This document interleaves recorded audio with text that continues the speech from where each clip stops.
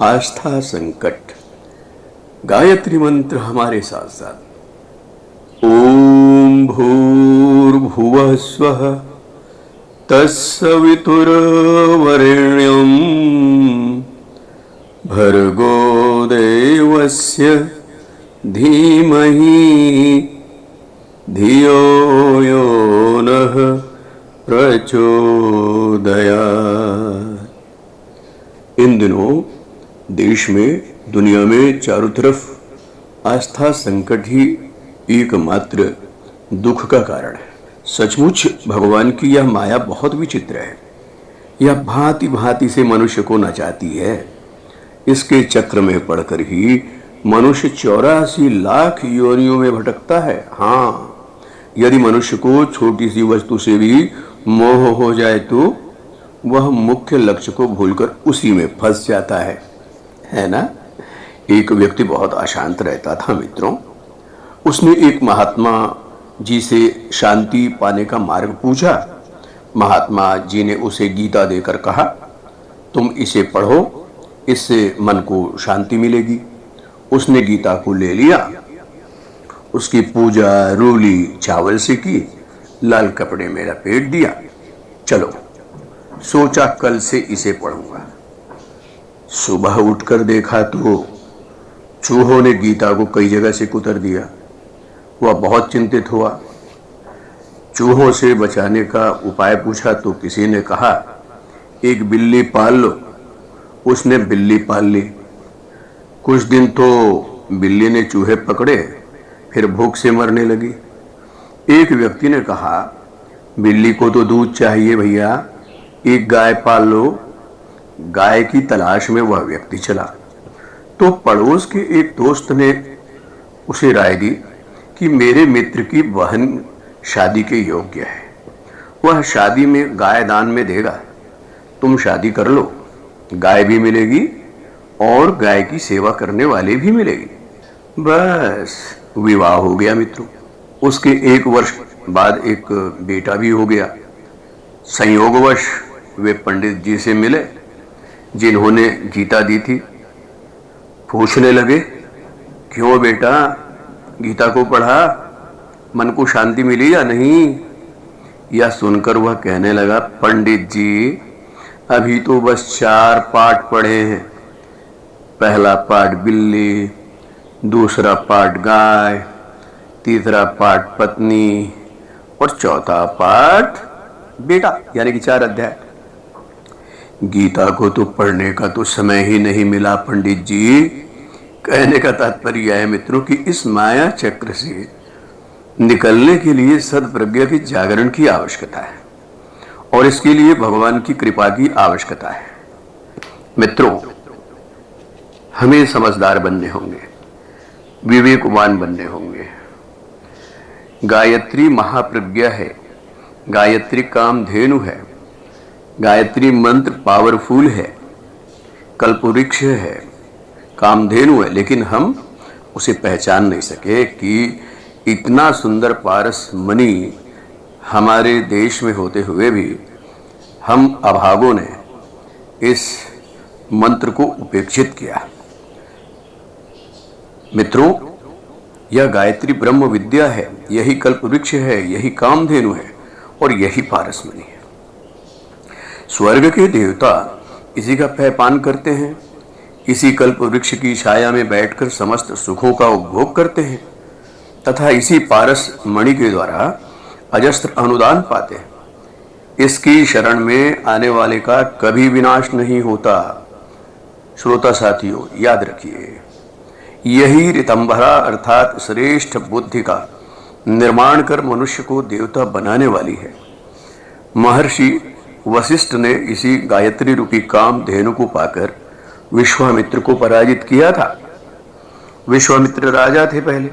एक बार वे अपनी सेना के साथ शिकार को गए तो रात्रि में वशिष्ठ जी के आश्रम के निकट रुके।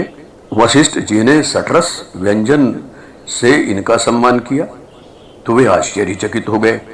उन्होंने पूछा, आश्रम में इतना स्वादिष्ट भोजन कहाँ से आया? पता चला एक कामधेनु गाय है, उससे जो मांगो वही मिल जाता है।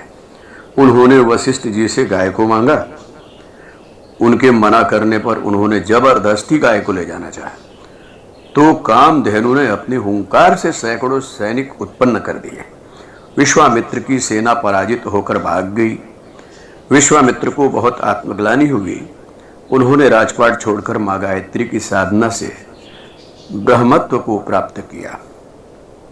आनंद स्वामी, स्वामी विवेकानंद, महामना मालवीय जी, महात्मा गांधी सभी ने इस महामंत्र के बल पर सिद्धि प्राप्त की है। यहाँ तक कि भगवान राम और भगवान कृष्ण भी गायत्री संध्या करते थे।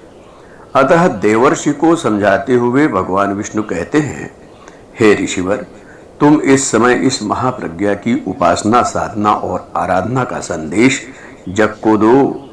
ये वेद माता है, ये ही देव माता है, और इन्हीं की आराधना कर इन्हें विश्व माता के पद पर आसीन करना है। तभी इस अनास्था से पीड़ित संसार का कल्याण हो सकेगा। आचार्य पंडित श्री राम शर्माचार्य जी ने भी इन्हीं मां गायत्री की उपासना कर वह दिव्य शक्ति प्राप्त की है कि विश्वव्यापी गायत्री परिवार बनाकर युग निर्माण का महान कार्य करने का संकल्प लिया। उन्होंने 24 वर्ष तक निरंतर 24 लाख के जप कर 24 पुरस्चरण केवल जौ की रोटी एवं गाय की छाछ पीकर किए थे मित्रों, और युग परिवर्तन का कार्य संभाल रहे हैं। आइए सुनते हैं एक प्रज्ञा गीत गायत्री के महामंत्र से। तो सुनते हैं। गायत्री के महामंत्र से जीवन के सब पाप हरो, सुंदर सुखी बनेगा जीवन, गायत्री का जाप करो। सुंदर सुखी बनेगा जीवन, गायत्री का जाप करो। गायत्री के महामंत्र से जीवन के सब पाप हरो, गायत्री के महामंत्र से जीवन के सब पाप हरो। सुंदर सुखी बनेगा जीवन, गायत्री का जाप करो। सुंदर सुखी बनेगा जीवन, गायत्री का जाप करो। ओम भूर्भुवः स्वः, ओम भूर्भुवः स्वः, ओम भूर्भुवः स्वः, ओम भूर्भुवः स्वः।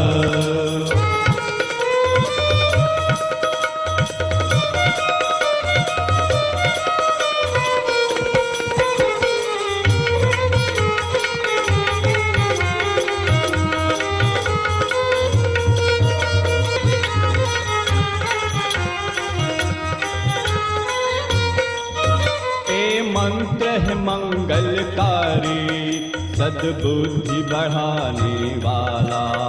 ये मंत्र है मंगलकारी, सद्बुद्धि बढ़ाने वाला। हर साधक के जीवन में नव ज्योति जगाने वाला।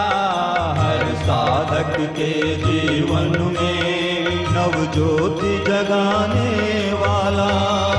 कष्ट मिटाने वाला।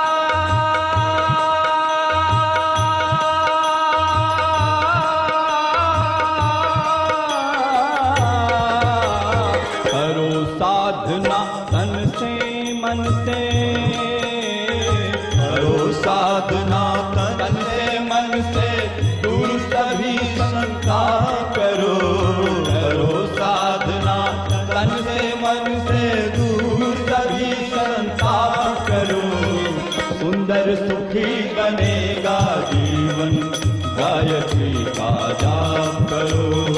तो मित्रों, आप अभी सुन रहे थे गायत्री मंत्र। आज अनास्था का भस्मासुर जन जीवन को भस्म कर रहा है मित्रों। इससे मुक्ति दिलाने के लिए स्वयं महाप्रज्ञा प्रज्ञावतार के रूप में अवतरित हो रही है। उनके स्वागत की तैयारी करिए आप सब। उनका यह अवतार बुद्धावतार का पूरक है। ये करुणा, ममता, प्रेम का दिव्य संदेश लेकर मनुष्य को दुष्कर्मों से हटाकर सत्कर्मों की ओर अग्रसर करेगी। अनास्था से धरती सूख गई है। ये अमृत धार की वर्षा कर फिर धरती को सरस एवं शस्य श्यामला बना देंगी। यह संकट का समय है मित्रों, पर घबराने की बात नहीं है। बस केवल जागृत आत्माओं को साथ लेकर इस अभियान को शुरू करने की जरूरत है। और धरती को स्वर्ग बनाना तो ये हम सबके हाथों में है। इसलिए मित्रों, अपनी सच्ची आस्था को प्रकट करें इन दिनों हम सब। हमारे YouTube चैनल को सब्सक्राइब करें और बेल आइकन को दबाएं ताकि आपको नोटिफिकेशंस मिलते रहें।